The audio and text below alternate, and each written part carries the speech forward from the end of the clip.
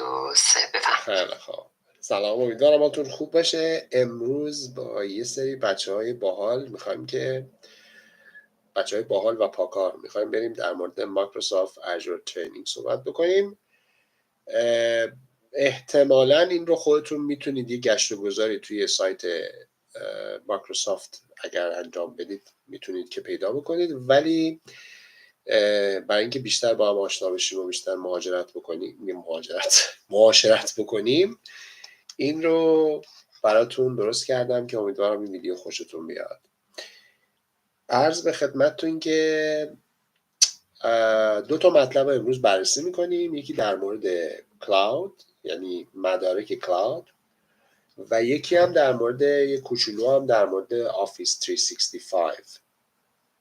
رول هایی که به این 2 تا مدرک یا 2 تا میشه گفت که چی میشه مثلا این 2 تا پوزیشن ها یا مدارک ربط داره با هم دیگه بررسی میکنیم و در موردشون صحبت میکنیم، امتحاناشون رو با هم میبینیم و یه سری چیزای دیگه.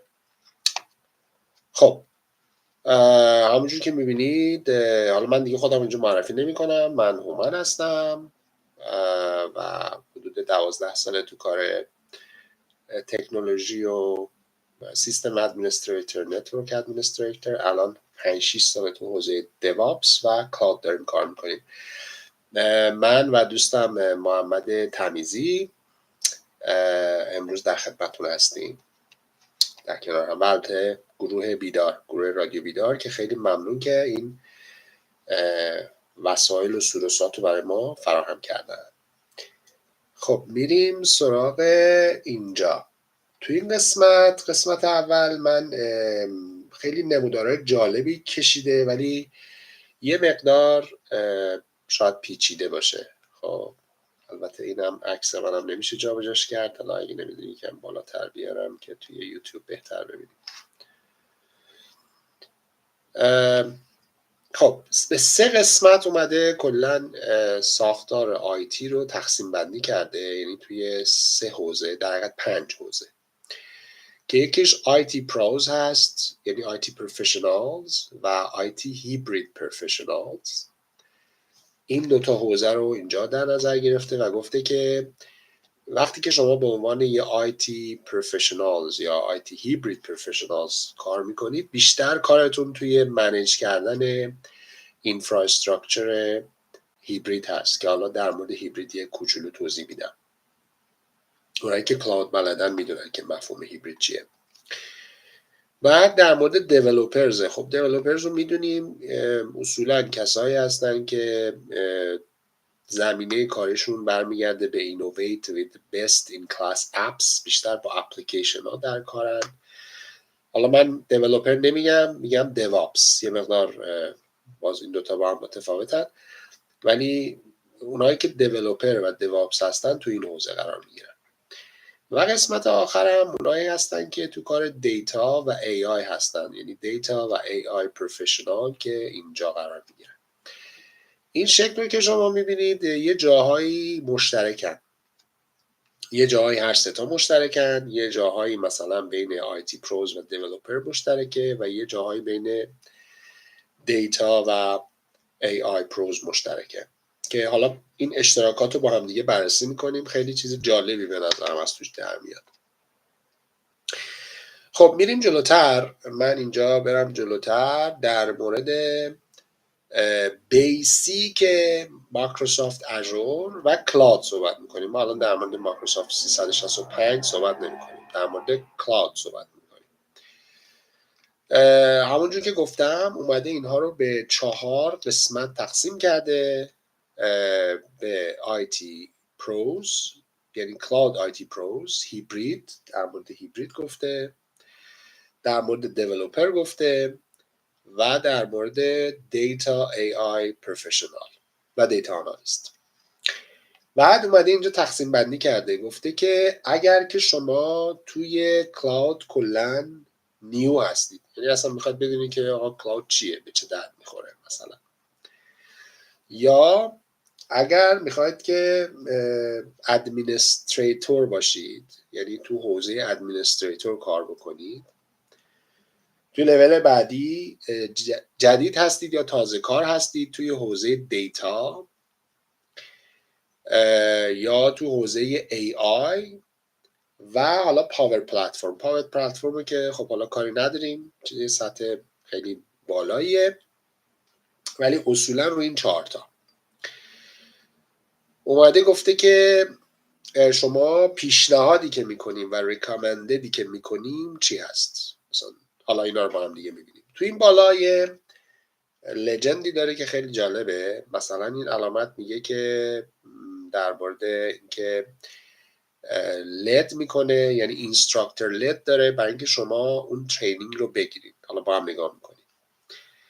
اگر این علامت باشه یعنی اینکه سلف ترینینگ داره، اگر اینو داره ترینینگ ویرچوال داره، exam preparation، practice assessment on Microsoft Learn و این هم در مورد اصلا کلا اگزمه، یعنی بخوای بری اگزمش رو بدی. خب توی اولین قسمت که میدونم که خیلی از کسایی که حالا احتمالاً کار کردن یا توی حوزه کلاود کار کردن با این قسمت خیلی آشنا هستن، با حوزه یعنی امتحان AZ 900 احتمالاً خیلی هاتون هم دادید، پس کردید یا حداقل دورهاشو گذروندید. بریم ببینیم چیه در موردش. چیزای جالبی توش پیدا میشه. اول اینکه من در مورد AZ 900 میخوام صحبت بکنم. روی این کلیک میکنم ببینیم چی برام میده. میاد روی لینک AZ 900. یک در حقیقت اسم امتحانش هست فاندامنتال. در موردش یه صحبتی میکنه، بیگینر، ادمینستریتور، یه اوورویو بهتون میده. این قسمت خیلی جالبه. یه سری کورس سیلابس داره که میتونید اینا رو برید و بخونید. حالت خوندنیه، یعنی استارت میکنید میخونید، بعد یه پوینتی هم بهتون میده، یه استاری هم بهتون میده توی این قسمت. و اگه مثلا به این 1799 تا رسیدید جمع که بشه کالکشنشون، یه کوین یه پوینتی بهتون میده که بعدا میتونیم توی مایکروسافت اینگیت در موردش صحبت کنیم که اینجیت یا اینگیت. پس اینو خیلی چیز جالبیه. حالا مثلا اگه امتحانی که خواستید بدید میتونید برید اینجا لااقل در مورد این کورس ها ماژولاشو بخونید، توضیح میده و چیزای جالبی توشه. بذار یکیشو بریم توش ببینیم چیه. مثلا در مورد این حالا یکیش هم مثلا استارت بکنیم.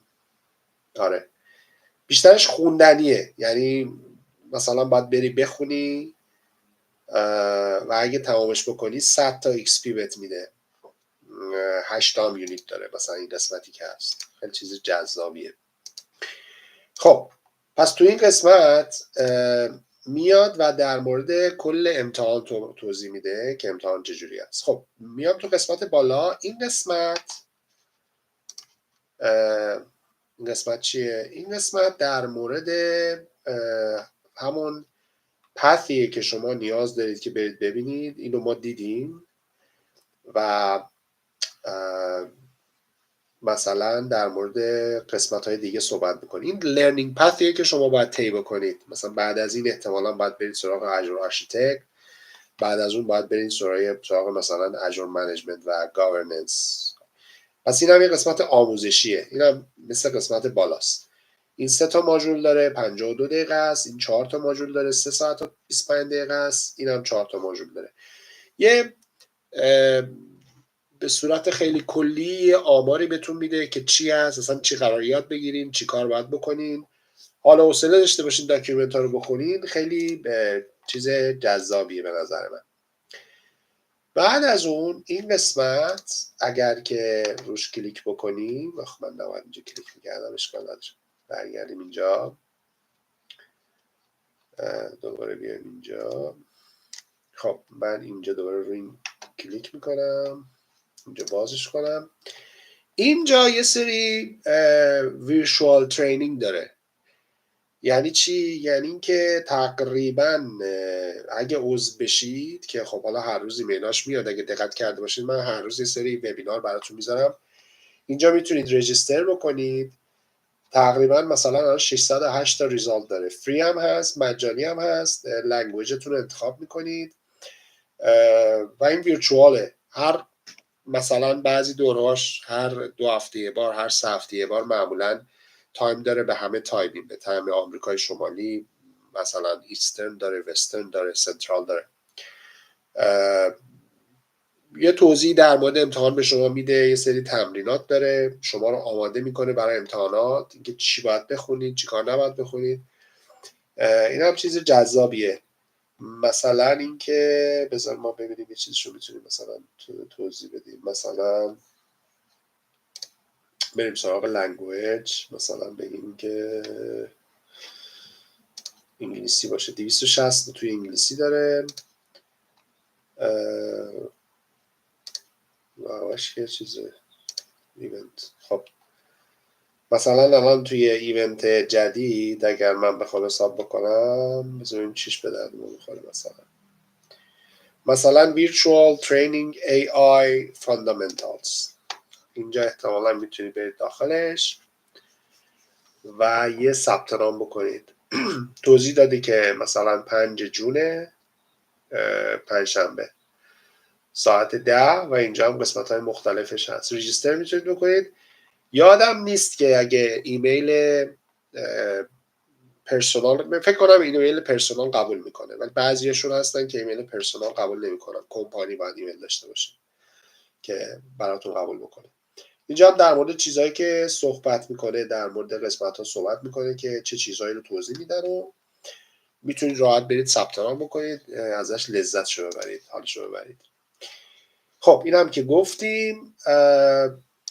توی قسمت بعدی اینجا یه سری اسسمنت تست داره، تستایی که خود نمونه تست مایکروسافته که مثلا اینجا 50 تا تست داره. تستا رو میتونید بزنید. باز فکر میکنم که بزنید بتون یه امتیازی بده. حالا مثلا همینجوری میزنیم فرضاً تستی بزنیم مثل آقای بیراوند، شاید تستا جواب ند. خب پس اینم در مورد ترینینگ. حالا قسمت بعدی هم در مورد اینجا در مورد اگزم میگه که من اگزم رو اصلا میخوام ثبت نام بکنم، چی کار باید بکنم. این هم شرایط اگزم رو میگه. توی اگزم همون لینک هایی که نیاز بود که مثلا میگه قبل از اینکه شما برید اصلا امتحان رو بخونید و اگزم رو بخونید، اینا رو بهتره برید بخونید، یه دور بخونید، بعد پرکتیس تست رو بدید، بعد خودش یه اگزم سند باکس داره. این چیه اگزم سند باکس؟ احتمالاً یه پولی میگیره، پول اضافه تر میگیره که برای نمونه سوالا هست. نمونه سوالا رو بهتون میده. اگه هستی ببینید چها و اینجا 8 ساعته. اینا نمیدونستم چه چیز جالبیه. اینا احتمالا میتونید که یه اگزم سند باکس داشته باشید. اینو نمیدونستم و خیلی بهتون کمک میکنه. بعد میتونید برید سراغ امتحان، در مورد امتحان و اگزم و اسکیجول کردنش رو. $99 هم هزینه امتحانه. $99. حالا کاناداش هم احتمالا میتونی بکنی. کاناداش چقدر میشه؟ کانادا کجا رفت؟ کانادا رو اوکی. کانادا ارزون تر شد. چون اینجوری شد. خب این از این. پس هر چیزی که شما خواستید، هر مسیری که شما خواستید، اگر خواستید انتخاب بکنید، همه این اطلاعات رو اینجا کامل گذاشته. مثلا که اینجا هست، این میگه که توی تمام این رشته ها، یعنی اگه شما بخواید تو حوزه کلاود آیتی پروز کار بکنید یا هیبرید کار بکنید یا دیولپر باشید یا دیتا پروفشنال باشید یا دیتا آنالیست باشید، این یه چیز هسته‌ایه، کوره و مینینگ، یعنی اینکه اگر اینجا در نظر بگیرید توی قسمت وسطه که همه اینها رو پوشش میدهد. یعنی شما همه پوشش دقیقاً برای اینکه یاد بگیرید تو همه حوزه ها، یه چیزیه که اینجا خیلی به دردتون میخوره. پیشنهادش البته. یا مثلا میگه که اگه خواستید که فرض بکنید که برید برای Azure Administrator، البته پریریکوزیت هم داره که اینجا پریریکوزیتش رو توضیح داده.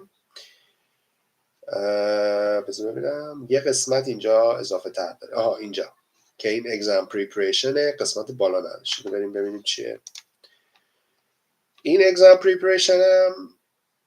اینم ویدیوهای خیلی جالبی داره که باز شما رو آماده میکنه برای امتحان. خیلی چیز جذابی بود، امروز رفتم دیدم. خب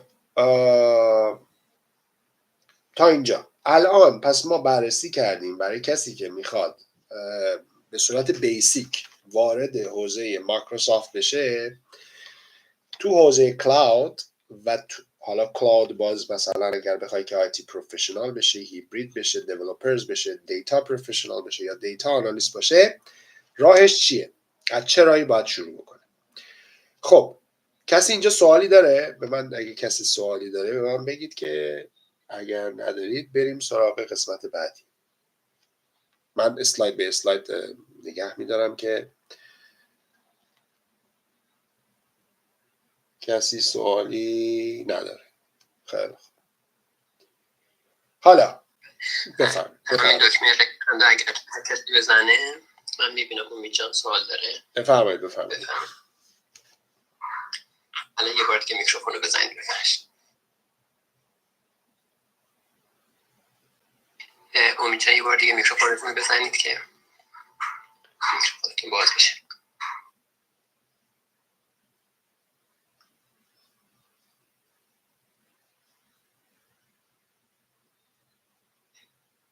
اومنجا؟ که بله صداتو میشنویم. بله خدمتتون هستم که این دوره الان مطابق همون دوره AWS Cloud Practitioner AWS میشه؟ نه این مربوط به اژوره، اصلا هیچ ربطی به AWS نداره. یعنی شما آره. مطابق همون، یعنی سرفصلاش مثل همون. نه ببین نه سرفصلای AWS، چون ببین سرویس هایی که تو توی AWS داری متفاوته، سرویس هایی که اینجا داری متفاوته. در کل شما وقتی که با AWS کار میکنی، یعنی فرض بکن که شما میخوای از کلاود شروع بکنی، از AWS شروع بکنی، میای یه سالی مثلا 6 ماه 5 ماه وقت میذاری تو AWS سرویس هاشو یاد میگیری، اون کلید دست شماست. بعد میای توی اژور فاندامنتال تقریبا همونه. فاندامنتال حالا اسم سرویس های یکم عوض میشه، یکم کاربردشون عوض میشه، قیمت های یکم ممکنه عوض بشه، نوع کاربردها ممکنه عوض بشه که اونا رو به مرور زمان باز یاد میگیری. چرا؟ چون اون بیس پایه رو از AWS بلدی، یاد گرفتی. یه سری جاهای تریکی متفاوته، یه سری مکانیزم هایی که استفاده میکنن متفاوته، ولی سرویسی بخوای در نظر بگیری عموما سرویس هایی که توی AWS هست الان دیگه میتونم بگم تقریبا همش هم تو اژور هست، همش هم توی گوگل کلاود هست. یعنی تو گوگل کلاود هم عین همون هست، اسمشون با هم فرق میکنه. مثال بهت بگم توی AWS وقتی میخوای شما یه ماشین مجازی درست بکنید بهش میگیم EC2، یعنی الاستیک مثلا کامپیوت. اینجا بهش میگیم اژور VM، اسمش اژور VM. مثلا تفاوت کار هر دوش یکیه، یه جور کار میکنه. و حالا یه سری مسائل دیگه که به مرور زمان حالا بررسی میکنیم، ولی هیچ ربطی به هم نداره. این ساختار مال مایکروسافته، اون ساختار AWS مال AWS. سوال اوکی بود؟ بله ممنون. خب من ببخشید چون این سرمو برمیگردونم به خاطر اینکه 3 مانیتور اینجاست، یوتیوب هم اینجاست، اینی که بچه‌هایی که تو یوتیوب هستن اگه میخواد دارم میبینم. خب حالا کسی دیگه سوال نداری بریم سراغ قسمت هم. خیلی خب حالا شما اومدی و به عنوان آیتی دقیقاً بیسیک کار یاد گرفتی. حالا بریم ببینیم که آقا بعد از اینکه شما توی بیسیک بودی، چون اینا زیاده، قبلش من اینو بگم چون اینا زیاده من 2 تاشو بررسی میکنم، بقیه‌شو خودتون به عنوان تکلیف ببینید. این نور من اینجا خیلی نور رو کم کنم، نور من خیلی بده. بقیه‌شو خودتون برید به عنوان تکلیف نگاه کنید ببینید که چی میشه. واقعا نور من خیلی بده. یه لحظه نور چشم. اوکی تو کنم خیلی بهتر شد. خب عرض به خدمتتون که حالا ما الان اومدیم و به عنوان مثلا کسی که بیسیکه و بیسیک رو میخوایم یاد بگیریم و حوزه کلاود بشیم اومدیم و ایزی 900 یاد گرفتیم، ولی میخوایم یه شغل تقریبا، نه اینکه با این نمیتونی شغل بگیری یا اینکه کار نتونی بگیری، یا نه منظور نیست، منظور اینه که مثلا تو این حوزه ها اگه بخوای یه مقدار پیشرفته تر کار بکنی و یه لول بالاتر بری توی حوزه کلاود آیتی پروز، یعنی توی این قسمت چه کارهای دیگه میتونی بکنی، چه پیشرفت‌های دیگه میتونی داشته باشی. خب اولش میتونی بری Azure Administrator رو بگیری که این 104 و من پیشنهاد میکنم برای کسایی که دنبال کار میخوان بگردن، به جای اینکه برن وقتشون رو بذارن برای Azure AZ 900 بیان از Azure AZ 104 شروع بکنن. یکم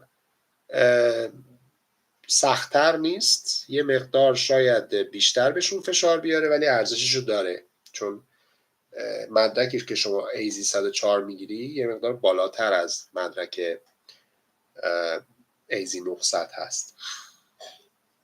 البته فکر کنم که پیش نیازشه، اگه پیش نیازش نباشه فکر کنم پیش نیازشه، حالا اینو باید چک کنم. ولی به همون ترتیب شما وقتی که Azure Administrator یعنی یه شغلی، یعنی یه رولی رو میگیرید به اسم Azure Administrator، اگه داشتید با این مدرک احتمالا میتونید Azure Administrator بشید. بعد از اون میتونید به عنوان Azure Security Engineer باشید. چیکار میکنید؟ در حقیقت Implement and Manage Secure Cloud Solution میدید برای Cloud Solution. اگه با SAP کار بکنید میتونید برید این امتحان رو بگیرید AZ 120. باز اینجا اگه خواستید که تو زمینه صرفا نتورکی کار بکنید، یعنی توی زمینه کلاود اختصاصا با نتورک کار بکنید، میتونید به عنوان Azure Network Engineer جاب بگیرید. یا کیاییه که به عنوان جاب میتونید حتی دنبالش بگردید، چون من خیلی دیدم که برای پیدا کردن کار عنوان شغلی مناسب رو هم نمیدونن. این خیلی مهمه. یا مثلا با این کیا حتی شغلای شاید یه شغلی رو بتونید پیدا بکنید که بیشتر به پوزیشن و دانش شما بخوره. و این قسمت هم که میرید سراغ Azure Virtual Desktop Administrator که اگه کمپانیایی باشن که Virtual Desktop داشته باشن میتونید برید این مدرک رو بگیرید. تمامی اون مواردی که بالا گفتم برای مثلا سلف ترینینگ و ویرچوال ترینینگ و اگزام پریپریشن و تمامی اینجا هست. هر کدوم رو تک تک بر اساس رولی که نیاز دارید و بر اساس رولی که دوست دارید میتونید ببینید و داکیومنتاشو بخونید. ولی خب چون نمیخوام که همه رو اینجا معرفی بکنم یعنی وقت گیره، یکی دیگه هم میگم، احتمالا بریم سراغ دیتا آنالیست، چون میدونم که خیلی ها تو حوزه دیتا آنالیست علاقه دارن و دنبال دیتا آنالیستن. که توی دیتا آنالیست چجوریه؟ دیتا آنالیست، بله ببین توی حوزه دیتا آنالیست الان مثلا شما میگه از اینجا شروع بکنید، از پاور بی آی دیتا آنالیست شروع بکنید. مشخصه مثلا پاور بی آی برید یاد بگیرید، امتحانش PL 300 و بعدش برید سراغ Azure Enterprise Data Analyst، امتحانش اینه، و بعدش هم برید سراغ Fabric Analyst Engineer. مثلا شرکتی که من کار میکنم به عنوان مشاور، مثلا اینا Fabric Analyst Engineer دارن و خیلی هم نیاز دارن. کسی بلد باشه واقعا میتونم مثلا جاب آفر بدم، ولی باید بلد باشید، بدونید مثلا Fabric Data Analyst مثلا چی کار میکنه. یکی دو نفر هم بیشتر نیستن که توی اینجا کار میکنن. بر خود من خیلی نامفهومه، ولی مثلا کسی بلده میتونه خیلی راحت جاب پیدا بکنه. خب این از اینجا. باز ببینیم که کسی سوالی داره. اگه کسی اینجا سوالی نداره بریم سراغ اسلاید بعدی، در مورد اسلاید بعد صحبت بکنیم که بیشتر در مورد این مسئله هست که میخوایم ببینیم که نقاط مشترک این این هگزا 6 گوشا چیه؟ کسی سوالی داره؟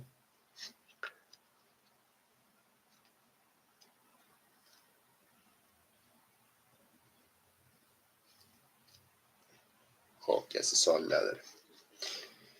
یه عکس خیلی قشنگ دیگه اینجا هست و اینه، یعنی ببین الان تو این زمینه اومده،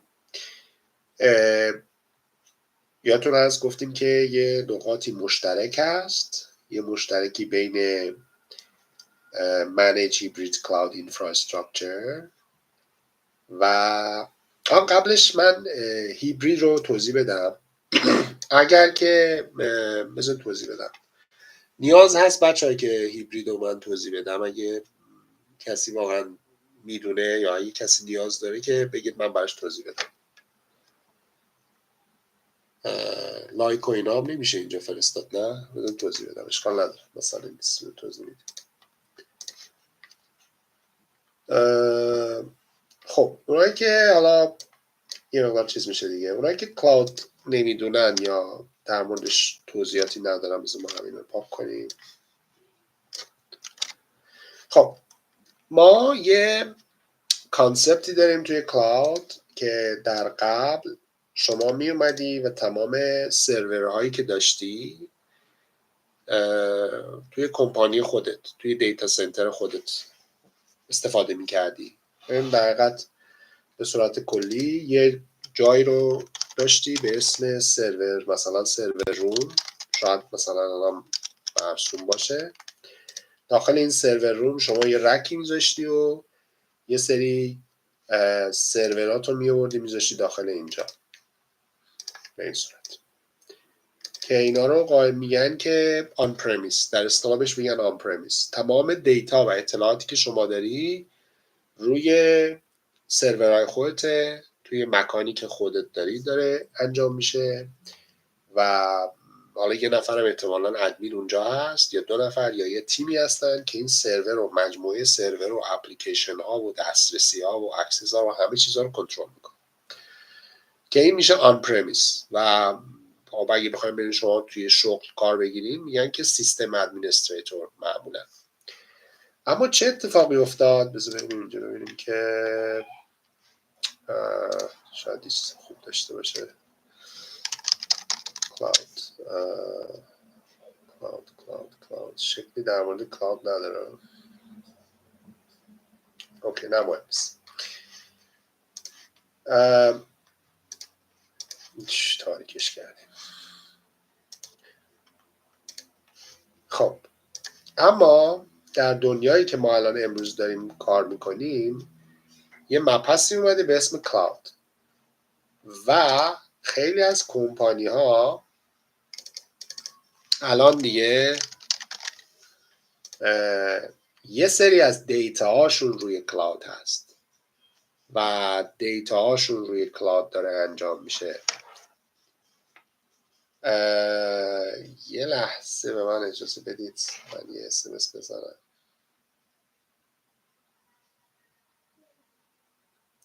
ببخشید یه لحظه من یه SMS باید بگیرم.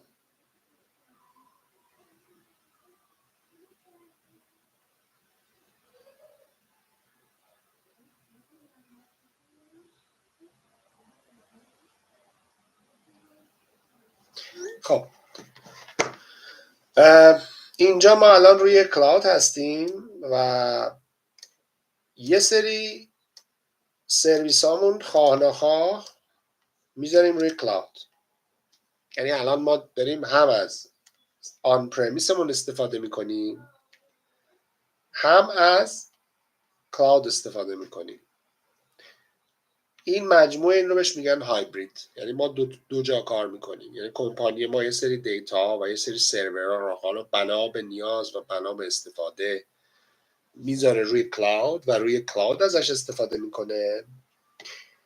یه سریش هم آن پرمیسی که از قبل داشتیم، ترکیبی در حقیقت به جور معروف کن ترکیبی دیگه، آره دیگه الان هیبرید یا هایبرید. اینو بهش میگن هایبرید، یعنی پوزیشن هایی که معمولا الان دیگه تقریبا میتونم بگم 90% جایی که پوزیشن میگیرن بر اساس این بیس مکانیزم هستن، یعنی هم دیتا هاشون روی سرور روم هست، هم دیتا هاشون روی کلاود هست. حالا یه نفر باید منیج کنه کلاود و سرور روم. خب این از این. پس وقتی که میگه manage hybrid cloud infrastructure، منظورش اینه که معمولا الان دیگه اصولا دیگه تقریبا همه چیز کلاود، یعنی روی کلاود هست یا درصدی روی کلاود هست. منیجش از طریق آیتی پروزه. اینجا رو باید میگفتی اینجا. خب این نقطه مشترک یادتون هست که گفتیم این نقطه مشترکی هست که همشون تقریبا کانسپت همه مشترکه، اینه همون اجور فاندامنتال. یعنی شما اجور فاندامنتال اینجا یاد بگیرید. این اجور فاندامنتال در حقیقت مبحثی هست که بین این سه مورد مشترکه. اگه فقط روی Manage Hybrid Cloud Infrastructure میخواید کار بکنید، برید سراغ این مدارک. برید سراغ Azure Administrator Associate، Azure Security Engineer Associate، Azure Network Engineer Associate، Windows Server Hybrid Administrator Associate. این جزء کلاود حساب نمیشه، شاید یه prerequisite باشه، توضیح میدم در موردش. Azure Virtual Desktop Specialty و Azure SAP Workload Specialty. هر کدوم از این مدرک ها رو شما بگیرید، یعنی شما دارید تو این حوزه، تو این لول کار میکنید و لولش Manage Hybrid Cloud Infrastructure. خیلی دیگه کلاودی میشه، پیور کلاود دارید کار میکنید. حالا اگه اومدید که Azure Solution Architect Expert شدید، هم با محیط هایی که توی زمینه دیوابس کار میکنن، دیوابسی هستن، کار میکنید، هم ممکنه تو محیط های کار بکنید که کلاود اینفراستراکچر باشه. نقاط مشترکی دارید برای کار. خب حالا ممکنه برید فقط دنبال دیولوپر، حالا دیولوپر شاید زیاد درست نباشه، دیوابس بیشتر شاید اینجا مشخصا باشه، ولی حالا دیولوپر اینجا، محیط کاریتون اینجاست. پیور یعنی تنها جایی که واقعا توی این دیوابسه و خیلی هم به قول معروف دور افتاده است و خیلی هم کمه، همین اجور دیولپر اسوسییت. خیلی بعد اگر حوزه مشترک کارتون بین دیوابس یا دیولپر و مثلا دیتا آنالیسته، برید سراغ اینا، این سرتیفیکیت ها اینا.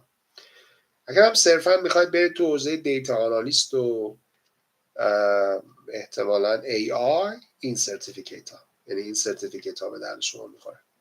این کاملا مشخص میکنه که بر اساس نیازی که شما دارید و کجا میخواید کار بکنید و توی چه رولی کار بکنید، برید دنبال کدوم سرتیفیکیت، برید کدوم رو بخونید، از کجا شروع بکنید. ولی اصولا از جایی که شروع میکنن همون اجور فاندامنتاله، برای اینکه یه آشنایی کوچیکی داشته باشن با مثلا کلاود، بفهمن چیه چجوریه و بعد دیگه حالا انتخاب میکنن بر اساس چیزی که دوست دارن. خب کسی سوالی نداره اینجا؟ سوالی کسی اینجا نیست؟ همه چیز خوبه.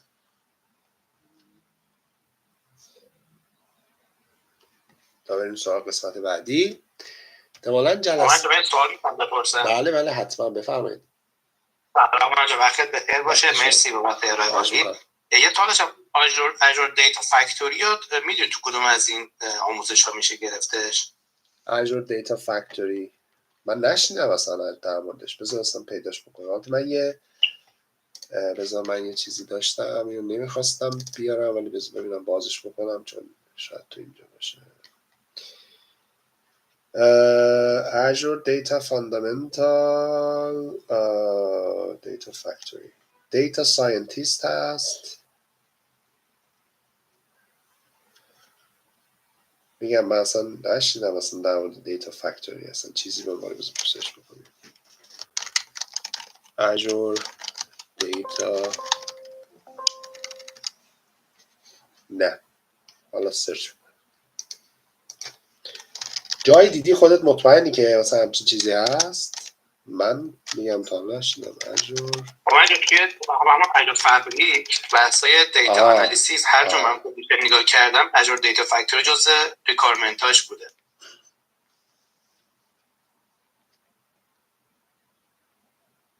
ببین این یه سرویس فکر کنم، این یه سرویس در چیزه در حقیقت. آره چون من با سرویس های چیز خیلی آشنا نیستم. این سرویسیه که شما احتمالاً وقتی میری مثلا فابریک یاد میگیری، مثلا چیزی که کار میکنی اجور دیتا فکتوریه. متوجه. آره این دقیقا توی شغل نیست، این یه سرویسیه که توی این رده وقتی شما میری توی این رده وقتی شما میری مثلا تحصیل میکنی اینجا، مثلا یکی از سرویس هایی که باش کار میکنی اینه. آره من دقیقا نمیدونم واقعا چیه اصلا. Integration and Enterprise Scale. جالب بود، مرسی از اینکه گفتی. حالا باید برم بخونه. انقدر سرویس زیاده که آدم خیلی وقتا دیگه اصلا یادش میره اصلا اون چیزایی که بلد بوده و چیزایی که میدونسته. خب خواهش میکنم. کسی دیگه من یه کامنت بذارم روی بله کامپوننت. چیزی که من سرچ کردم متوجه شدم شبیه به همون دیتا پایپلاینی که توی AWS یا میتونیم بسازیم. این دقیقا همون کار رو توی اجور انجام میده برای ساختن دیتا ورهاوس، برای مایگریشن مثلا از آن پرم به کلاود هستش، برای ساخت ETL پایپلاین هستش و سرتیفیکیشن هایی هم که شامل میشه این سرویس رو DP203 Azure Data Engineer هست، AI102 Azure AI Engineer هست و DP500 که Azure Enterprise Data Analyst. یعنی کلا مربوط به بخش دیتا و AI میشه. توی اون قسمت میتونید با این پروداکت سر و کار داشته باشید و آشنا بشید. درسته. این الان DP500 یعنی همونجور که گفتم اگر شما مثلا برید اگزم DP500 رو بخونید احتمالاً با این سرویس کار میکنید. مرسی، دم شما گرم، مرسی. خب این هم از این نکته. اما نکته بعدی حالا یکم میخوایم در موردش صحبت بکنیم. اینجا این نمودار اومده چیکار کرده؟ اول اینکه اینجا توضیح داده که حالا این از لحاظ اکسپرتی مثلا تو خود مایکروسافت هست که چه لولی داری و اینکه پریریکوزیت داره یا نداره. اگه ستاره داشته باشه یعنی پریریکوزیت داره، ریکوایرمنتش چیه و اسم اگزم.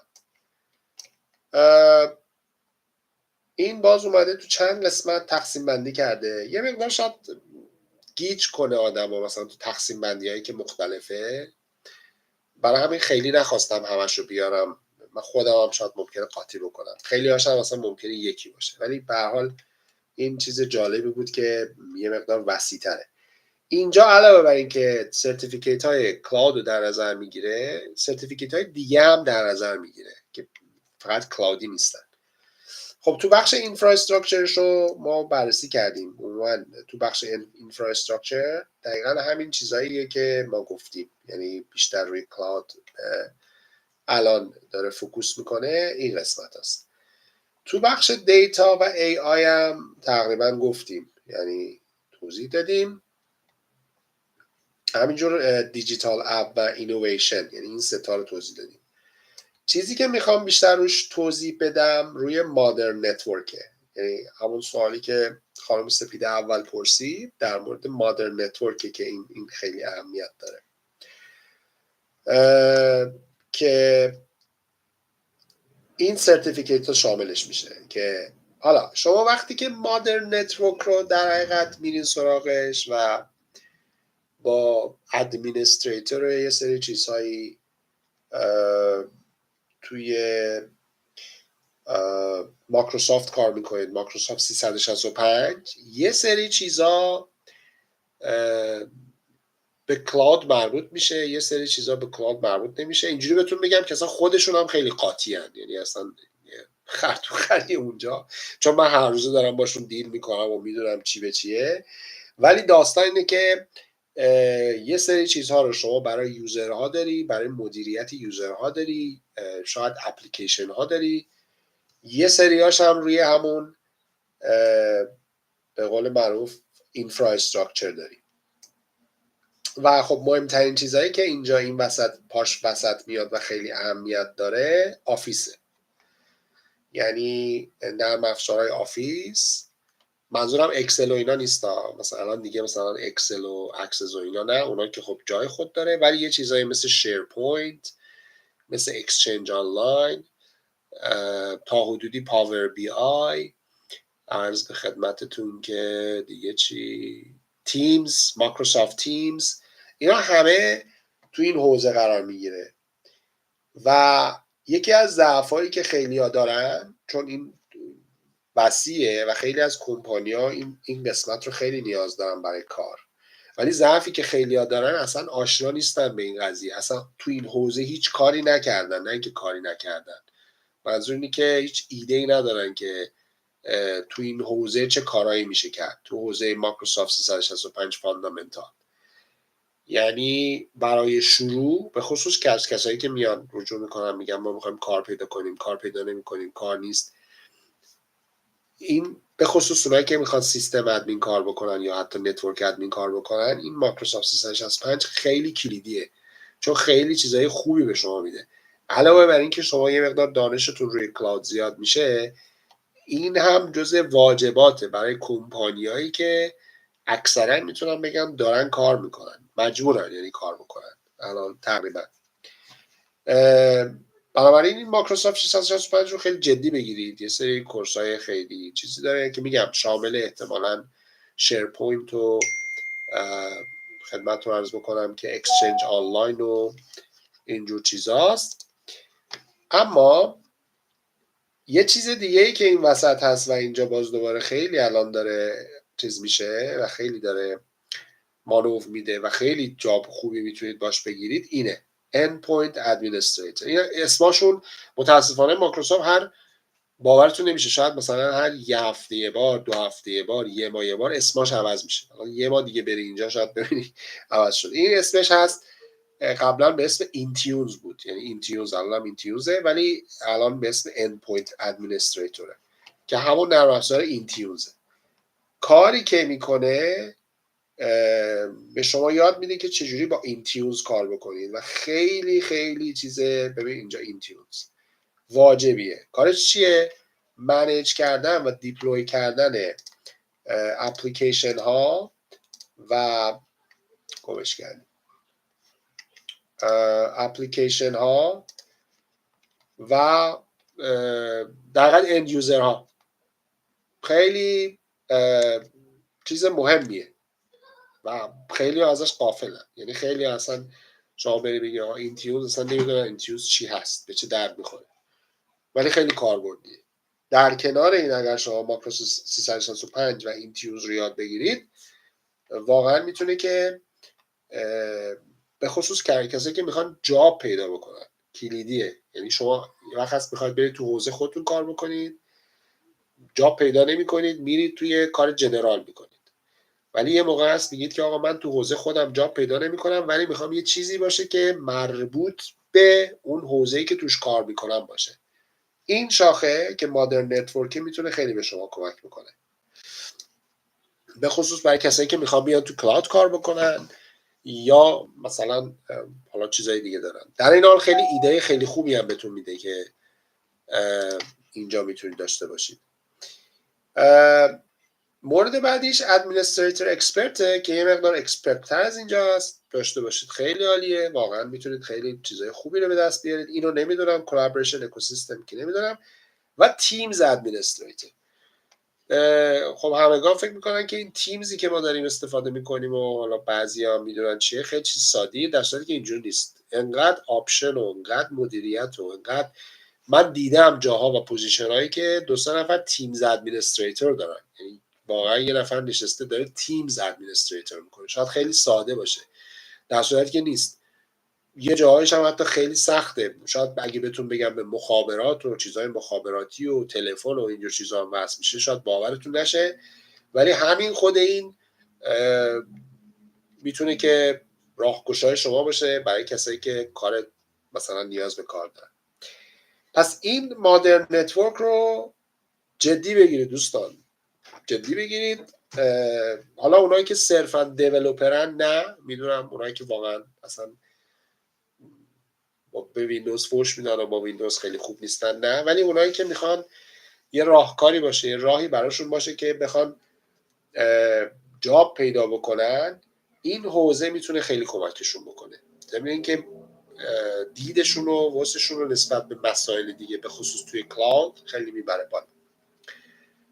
و بعد از اون هم این قسمت در مورد بزنس اپلیکیشنه. الان یکی از مهمترین اپلیکیشن هایی که مایکروسافت داره، البته اینجا محمد نادی خیلی حرفه‌ای‌تر از من هست، ولی 2 تا بیزنس اپلیکیشنی که خیلی اینجا هست CRM مایکروسافته و همینجور پاور پلتفرم و داینامیکس 365 که هم ERP داره هم CRM داره. اینا هم میتونه چیزهای خیلی خوبی باشه. من واقعیتش توی این حوزه ها خیلی ورود نکردم، با اینکه الان جایی که کار میکنم مثلا بیزنس هستشون همیناست، ولی پوزیشن های خیلی خوبی هست، پوزیشن های خیلی خوبی میتونید پیدا بکنید تو اینجور موارد اگه آشنایی دارید یا میخواید برید یاد بگیرید. حالا متاسفانه من خیلی توی این مدارک اینا وارد نیستم، سراغش هم تا حالا نرفتم، ولی برای اپلیکیشن های بیزنسی کمپانی های بزرگ، چون این اپلیکیشن ها خیلی گرونه و لایسنساش خیلی گرونه و قاعدتا کمپانی هم که باشون کار میکنن از لحاظ درآمدی خیلی باید هزینه زیادی بدن. پس شما هم که میری اونجا کار میکنی به عنوان یک کسی که روی شما اینوست میکنن حقوق بالاتری به شما میدن. اینا خیلی خوب در نظر بگیرید. اما در مورد سکیوریتی به شما بگم که خدمتتون عرض بکنم که دیگه حالا بحث مربوط به سکیوریتیه. اگه واقعا میخواید برید صرفا روی سکیوریتی کار بکنید و روی حوزه سکیوریتی کار بکنید، البته به نظر من روی حوزه سکیوریتی خیلی مایکروسافت قوی نیست. مدارک‌های دیگه‌ای هست که میتونید برید روش کار بکنید و بگیرید، ولی اینا چیزای ولیدیه. خیلی داره مایکروسافت کار میکنه روی به خصوص این مورد، به خصوص روی security and compliance identity fundamentals. آپشن ها و سولوشن های خیلی خوبی داره،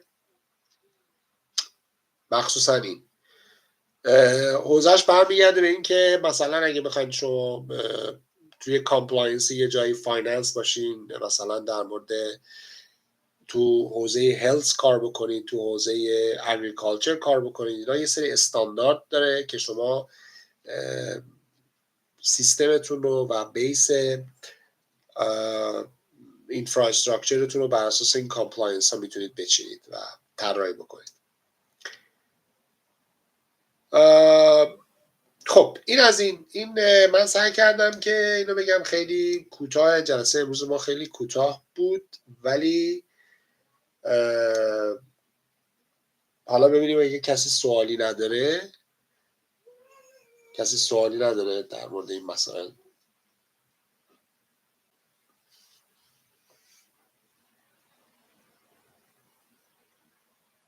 هیچکی سوال نداره.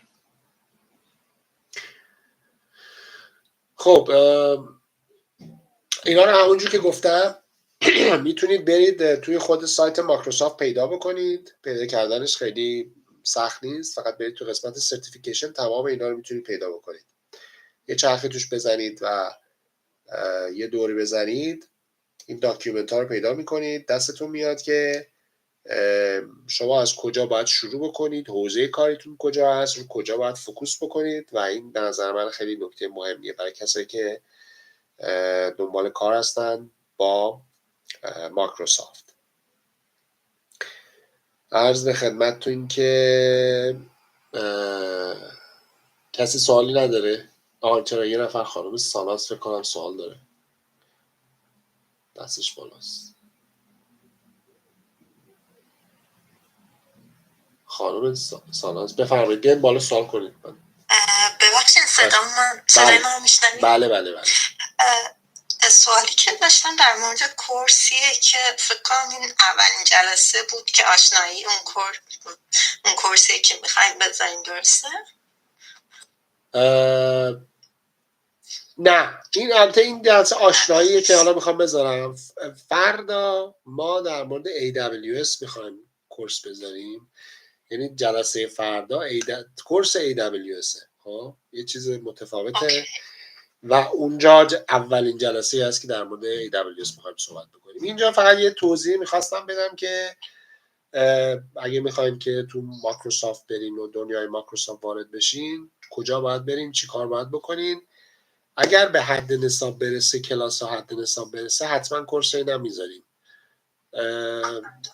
حالا اگه واقعا دوست داشته باشین، بچه دوست داشته باشین، ولی الان فعلا چیزی که به حد نصاب رسیده و استقبال بیشتر شده AWS بوده.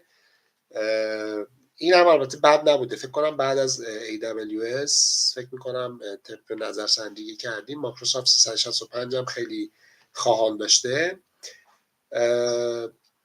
این هم حالا اگه بچه ها دوست داشته باشن میتونیم شروع میکنیم اگه کسی استقبال بکنه. درسته، من فکر کردم کورس اینا میخوایم بذاریم. نه میذارم، چون من میخواستم تو حوزه دیتا ساینتیست در واقع از آژور یاد بگیرم. میخواستم ببینم چه جوری میتونه باشه. ببین آره، ببین مباحث ممکنه داشته باشه. یه توضیح من به شما بدم، این اشتباه رو نکنید. کسایی که به خصوص تو حوزه دیتا ساینتیست هستن میان یه دفعه میپرن مثلا از اینجا شروع میکنن، از اینجا. من اوکی هم، من هیچ مسئله برای من نیست بخوایم، ولی باید از یه جای مشترکی شروع بکنید یه سری این چیزها رو حدوداً یاد بگیرید، حالا یا از مثلا فاندامنتال یا اژور ادمنستریتور، بعد بیان شروع بکنید تو حوزه اژور دیتا ساینس. دلیلش هم اینه که اینجا ممکنه که شما یه سری چیزا رو یاد بگیرید، اوکی باشید، حتی کار بگیرید، ولی چون بیس پایه و ارتباط سرویس ها رو نمیدونید بعضا به مشکل میخورید. ضمن این که همونجور که گفتم اگه اینجا شما بدونید، حتی با اینجا ممکنه یه کار مثلا در ارتباط با رشته‌تون پیدا بکنید، بعداً میتونید بیاد اینا رو در کنار کارتون پیشرفت بکنید و اینا رو بخونید. ولی خب متاسفانه دوستان هم فکر میکنن، حالا ببخشید عذر میخوام، دیتا ساینس چه خبره؟ تو دیگه هر کسی از معذرت میخوام، خیلی عذر میخوام دوستان، تو این نباشه، هر کسی از خونه قهر میکنه میره سراغ دیتا ساینس و ای آی و اکثرا هم همین مشکل رو دارن. ضمن این که بازار دیتا ساینس و ای آی دست هندیاست. اینو من نمیگم مثلا که واقعا دست هندیاست. بنابراین بیایم یه مقدار بیشتر نگاه بکنیم، روی جاهای دیگه تمرکز بکنیم. اگه واقعا من که نمیگم حالا بریم که هندیا که جای ما رو تنگ نکردن، ولی میخوام بگم بازار اینجوریه. وقتی که بازار اینجوریه شما باید بر اساس نیاز خودتون، بر اساس جایگاهی که دارید بتونید برید یه مقدار جاهای بهتری رو پیدا بکنید، جایی که خلوت‌تره پیدا بکنید، جایی که جای سرمایه گذاری داره پیدا بکنید. حقوق هم وقتی هم که در حقیقت الان اینجا اینجوری شده، حقوق هم به شدت میاد پایین. یعنی موقع من یه دوستی داشتم سالی $200,000 در می آورد، الان به زور رفته یه جا سالی 130,000 تا 140,000 تا گیرش میاد. یعنی ببین چقدر تفاوت کرده. مثلا میگفت چند سال پیش، ببخشید من میونه کلماتون میام، چند سال پیش مثلا میگفت هیچ کس این کار نمی‌کرد و بازار خوب بود و همه عالی بود، الان دیگه بازار اینجوری شده. بفهم. درسته. پس اگه بخوایم مایکروسافت اژور رو بذاریم، فاندامنتالش و کورسش رو میذاریم. اگه من بخوام بذارم با این شروع میکنیم. درست. اجازه بدید با 104 شروع میکنیم که من توی 104 تمامی موارد اون 900 هم پوشش میدم. ضمن اینکه توی رادیو بیدارم من یه سری کلاس اژور 900 هست به صورت رایگان، من میتونید برید ببینید. توی رادیو بیدار کورس اژور AZ 900 هست، اون رو یه دور ببینید، تمریناشو کار بکنید، کار بکنید، بعد میتونید بیایم اینجا شروع بکنیم AZ 104 رو مثلا کار بکنیم که خیلی بهتره. درسته. ممنون ازتون. خواهش میکنم.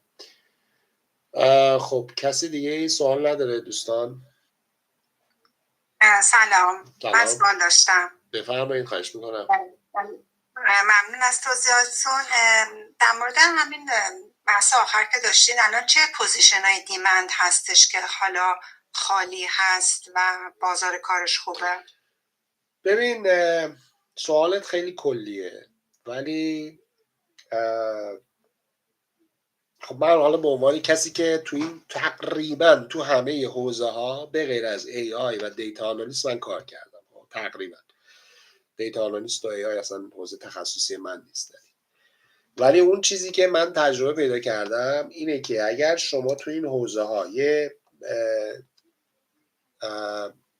یه دانش مشترکی بین infrastructure hybrid cloud و اینجا که من اسمشو میذارم DevOps، یعنی بین اینا داشته باشید، هم جایی که شما دنبال کار میتونید بگردید خیلی زیاده، خیلی در حقیقت جایگاه زیادی داره، هم بازارش بازار خوبیه، جای پیشرفتم داره. منتها مسئله چیه؟ یه نکته خیلی ظریفی داره، اینه که ابزارهایی که اینجا هست زیاده. یعنی مخصوصا تو این حوزه ابزارهایی که اینجا هست بسیار زیاده، خیلی بعضیاش که نمیتونم بگم سخته، ولی مدام باید شما ابزارهای مختلف یاد بگیری، 10 تا 20 تا 30 تا 10 تاشو که حداقل باید یاد بگیری و یه مقدار سختی داره. فقط تنها بدیش همینه. ولی تو حوزه manage infrastructure و تو حوزه DevOps الان شما جاب هایی رو میتونید بگیرید که به عنوان تو شاخه خودتون حساب میشه. شما حالا آیتی کاری تو ایران مثلا AI کار کردی یا هر چیزی بودی، میگم میتونی بری شما کار در حقیقت جنرال بکنی، ولی میتونی بیای توی یکی از این حوزه ها کار پیدا بکنی.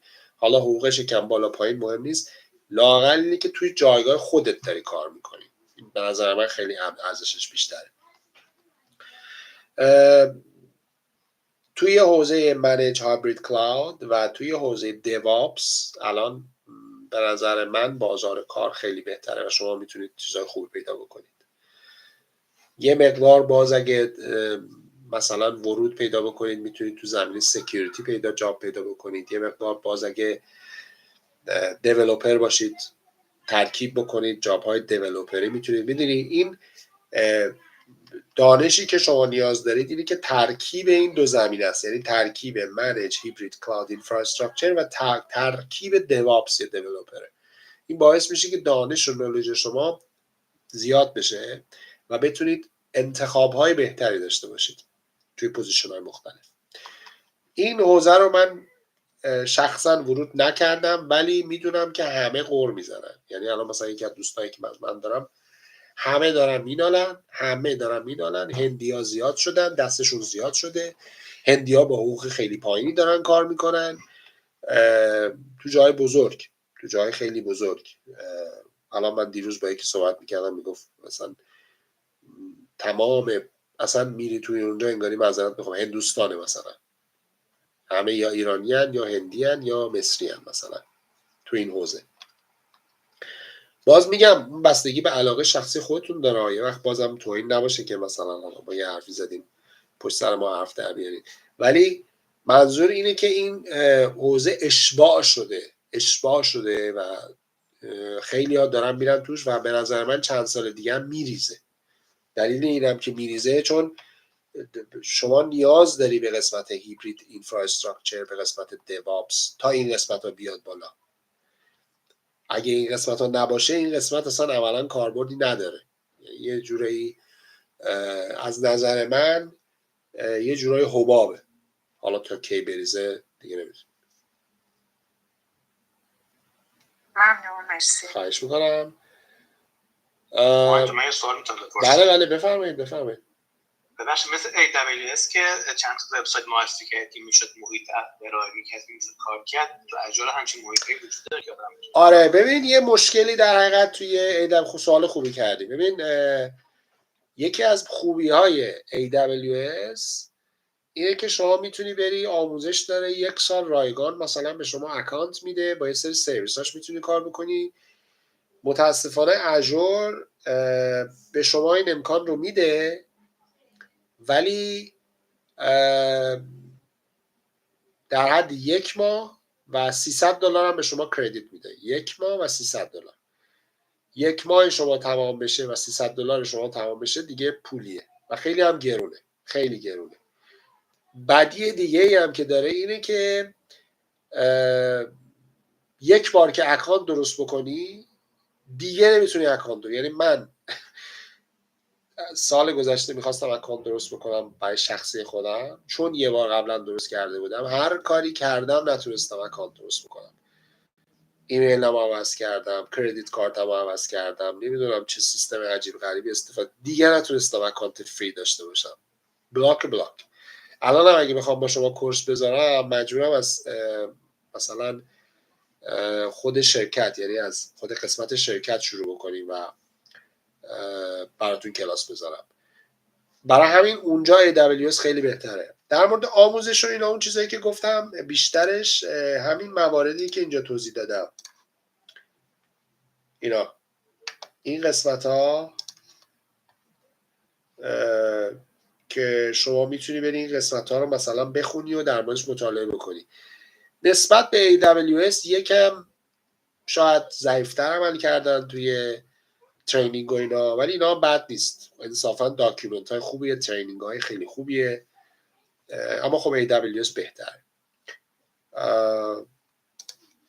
آره و این مشکل بزرگشه دیگه. برای همین هم شاید خیلی ها با اجور خیلی خوب نیستن. قیمتش خیلی بالاتره، هزینه زیادی میبره و عملا هم نمیشه کار کرد. یه جورایی به بنبست میخوره. مرسی. خواهش میکنم. ما وقت داریم اگه واقعا دوست داریم بیشتر سوال بکنیم. فکر کنم یه 10 دقیقه یه ربع دیگه هم وقت میتونیم بذاریم برای بچه‌هایی که سوال دارن، یا اگر حالا تو این حوزه نیاز به راهنمایی دارن که میتونیم صحبت بکنیم. اگه نه که آره من بگم فردا کلاس اولین کلاس AWS هست. اگه دوست داریم بیان حتما شرکت بکنید و اونجا اونجا مرسی. سوال دیگه میتونم بفرمایید. خواهش میکنم بفرمایید. چون من خودم دیتا آنالیست هست، شاید دوستانم باشه. از اونجا که خب این خیلی که شما فرمودید راسته، واقعا بازار اینقدر اشتباه شده که واقعا جا پیدا از سطح حوزه دیتا آنالیست، دیتا ساینس تو بس که هست. لزوما حالا ما که دیتا آنالیست دیتا ساینس کار می‌کنیم شاید بک‌گراند سخت افزاری هاردوری بحث اینفراستراکچر نداشته باشیم. ببینم مایگرت کردن از اون حوزه به بحث این مشکلی ایجاد نمی‌کنه. اینم خیلی سوال خوبیه. یکی از چیزهایی که اتفاقایی که افتاده، چون همه چیز اومده روی کلاود و ما دیگه از لحاظ سخت افزاری اون ساختار و اون چیزها رو نداریم، برای همین خیلی راحت تر شده نسبت. اگه شما 20 سال پیش 15 سال پیش این حرف رو میزدی حرفت درست بود، چون برای ساختار سافت یعنی هاردوری خیلی تاثیر داشت. ولی الان چه اتفاقی افتاده؟ تمام کمپانی‌ها و تمام جایی که کار سافت در حقیقت هاردوری میکنن دیگه پشت قضیه هن. در حقیقت اونا دارن کار میکنن که به ما سرویس بدن. میدونید اونا دارن کار میکنن که به ما سرویس بدن. حتی شما نتورک و حتی شما دیوایس هایی مثل سویچ و حتی دیوایس هایی مثل سرور و تمام اینا داره میره روی کلاود بیس میشه. بنابراین از اون جهتی که شما نیاز داشته باشی که مثلا اونقدر اطلاعات سخت افزاری بدونی، در اون حد دیگه نیست. نه اینکه دیگه نیست، منظور حالا 4 تا چیز سخت افزاری بدونی با اینکه بخوای بری با سخت افزار کار بکنی خیلی متفاوته. بنابراین داستان اینه که از موقعی که این قضیه یه تکون خورد و همه چی رفت روی کلاود، هم منیجش بهتر شده، هم راحت تره، فهمش راحت تره، هم الان مثلا یکی از بچه‌ها، مثلا خیلی از کسایی که تخصصی رو زمینه نتورک کار میکنن، دیوایس های مثل سیسکو و اینا کار میکنن، یکی از مشکلاتشون همینه. صرفا 10 سال 15 سال رفتن رو زمینه هاردوری تخصصی و بعد الان نمیتونن جاب پیدا بکنن به خاطر اینکه همه چیز رفته روی کلاود. حالا اینکه نتونن جاب پیدا بکنن، مسلما تجربه داشته باشی خیلی چیزه به درد بخوریه، ولی اتفاقی که افتاده اینه که الان دیگه تقریبا همه چیز روی کلاود. بنابراین وقتی شما روی کلاوده خیلی ساده، خیلی راحت‌تر، خیلی سهل الوصول تر شما میتونی همه چیز رو منیج بکنی. اون بک‌گراند و اون دیتا هم تا حدود زیادی نیاز نداری و خیلی راحت میتونی سویچ بکنی دیگه، رو حوزه‌های دیگه میتونی کار بکنی. اینا همه به لطف کلاود و به لطف یه سری تولزاییه که الان وجود داره و خیلی داره کمک میکنه. حرف آخرم اینه که سخت افزار صرف، یعنی الان تمام کمپانی‌ها، هر کمپانی که تقریبا چیزای سخت افزاری داشتن همشون حالا ورشکست دارن میشن. ورشکست میشن که شاید حرف درستی نباشه، ولی چون داره کلاود میاد همه چیزشون داره میره روی کلاود. برای اونا مجبورن کار بکنن که ماها امثال مثل ماها بتونیم که سروایو بکنیم. مرسی. خواهش میکنم. خب کسی دیگه سوال نداره؟ من یه سوالی داشتم. من حقیقتا الان BI آنالیست هستم. بله. دارم همین کلاود و دیتا بریکس و پایتون و چیزا کار میکنم و حقیقتا ما الان ریپورتامون همه چی ها رو داریم خودمون اتومات میکنیم. بله. من میخوام بدونم اصلا حالا نکست لول کریر من به کجا میرسه و من دنبال چه پوزیشنی باشم که حالا هم ریلیتد باشه، همین که ببین دو تا چیز. حالا من واقعا خیلی ممنون که منو قابل میدونی این سوالا رو میکنی. من واقعا این سوالایی که میگم وحی منزل نیست ولی بر اساس تجربه است.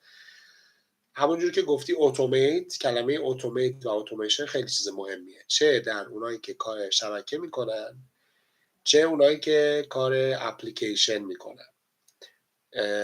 این قضیه اتومات و اتومات کردن دارم میبینم که تو خیلی از اپلیکیشن ها و تو خیلی از زیر ساخت ها که اینفراستراکچر از کد هست خیلی داره نمایان میشه.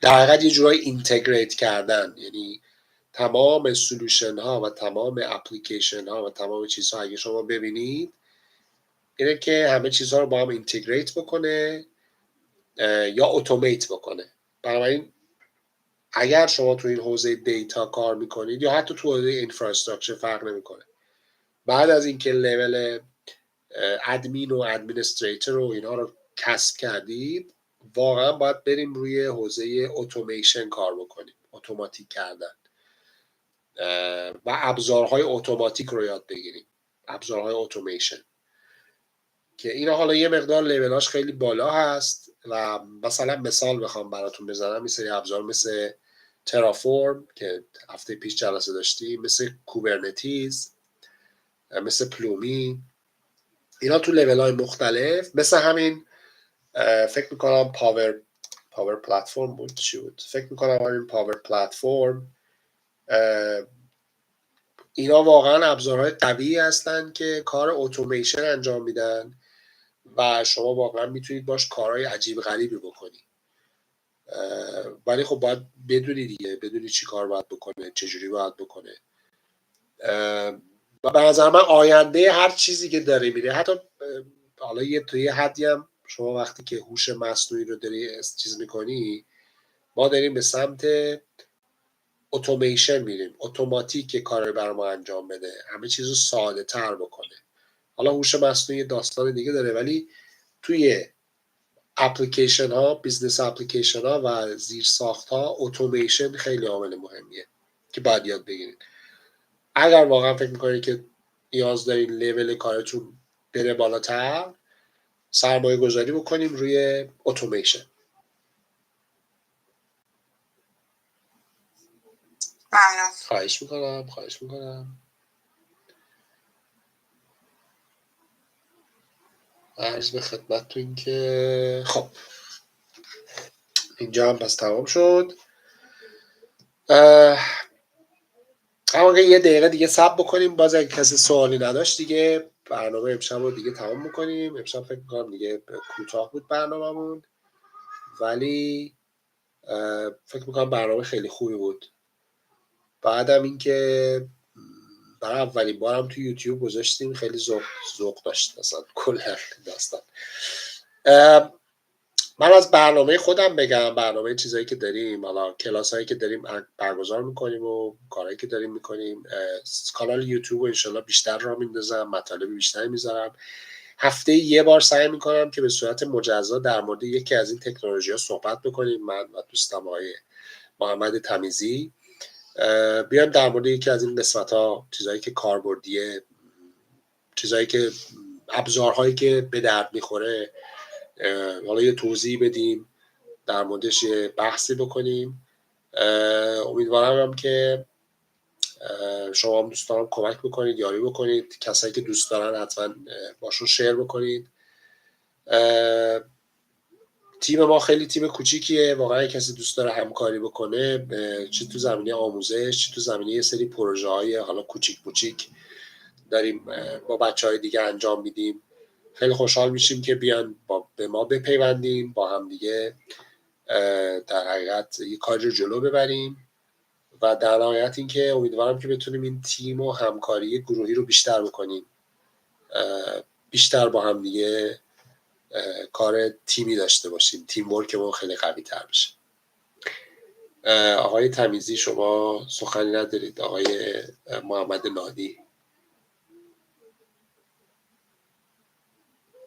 فقط میخواستم کامنت بذارم روی اون نکست لولی که بخوام بهش فکر کنیم. به نظرم جدای از داستان حالا هر رولی اسپسیفیکلی میتونیم دقیقاً همونجور که هومن جان اشاره کردن اول به اتوماسیون بکنیم که چطور میتونیم با ابزارهایی که داریم کارهای و تسک‌های منوالی که داریم هر روز انجامشون میدیم رو اتومات بکنیم که از دست اون رپتیتیو بودنشون راحت بشیم. اول توی نکست لولش که تاپیکش امسال مخصوصا 2025 خیلی داغ هست، ایجنتیک ای آی هست. به نظرم که بتونیم روی نکست لول روی اون کار بکنیم بعد از اتوماسیون، که ما دیگه فقط تاسک رو میدیم به ای آی، فقط میگیم چی میخوایم، ما فقط گل، هدف و اون پوینت آخر داستان رو میگیم به ای آی و اون میره صفر تا صد داستان رو انجام میده، خودش تصمیم میگیره، خودش سرچ میکنه، خودش کار رو به نتیجه میرسونه و به ما برمیگردونه. و به نظرم این مرحله